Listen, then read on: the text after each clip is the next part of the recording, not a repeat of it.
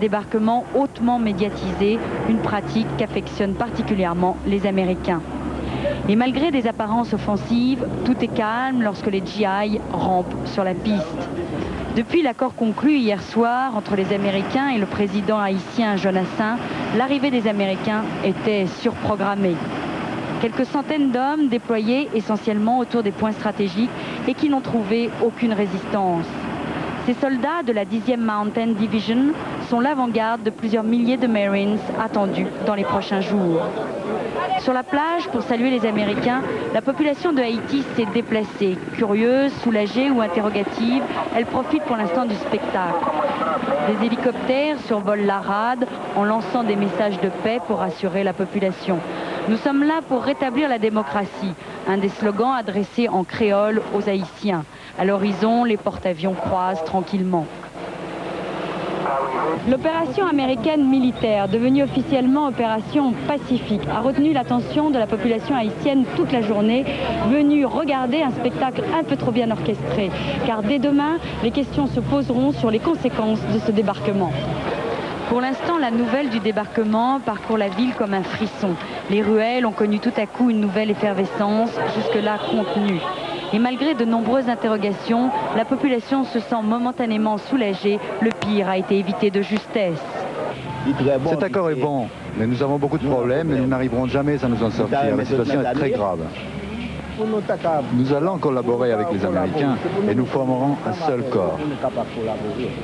Est-ce que ce sera comme le premier débarquement en 1915 ou cette fois-ci apporteront-ils la démocratie?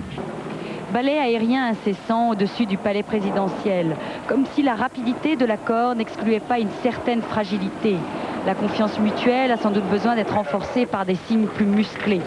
Des groupes de badauds, moins nombreux que d'habitude, n'aiment pas afficher leurs préférences politiques.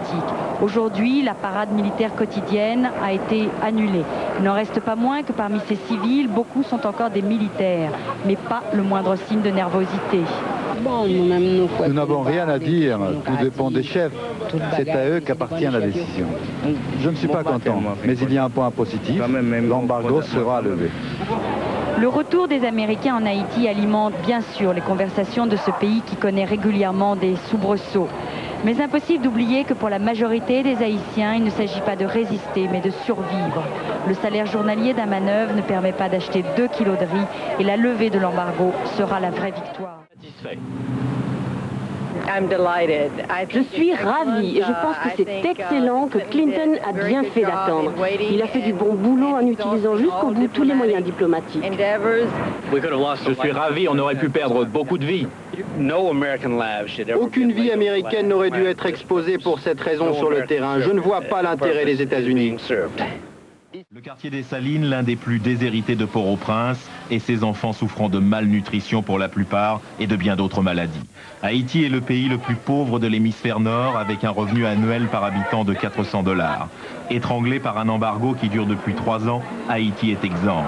Cela a engendré une économie parallèle où la contrebande, le marché noir, le trafic de drogue enrichissent les plus riches. Le litre d'essence coûte $40.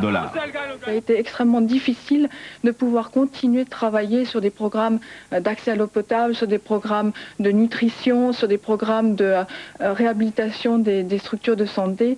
Et il faut maintenant repartir sur des bases qui soient complètement en lien avec un travail de fond qu'il est possible de faire sur Haïti maintenant. Haïti possède toutefois une réelle identité culturelle, même si sur 7 millions d'habitants, 40% sont analphabètes. La tradition religieuse ou le catholicisme se mêle de façon subtile au culte vaudou, fait que l'influence de ces prêtres vaudous est déterminante sur la population, surtout pour l'endoctrinement au moment des élections. Parvenir à un semblant de démocratie ne sera donc pas facile. Surtout quand l'on sait que derrière l'opération américaine peut se cacher la pression du Black Caucus, c'est-à-dire des élus noirs américains qui recherchent de nouveaux marchés pour leur communauté dans toute la Caraïbe. Même si la dette extérieure d'Haïti s'élève à 772 millions de dollars et que 85% des Haïtiens vivent au-dessous du seuil de pauvreté absolue.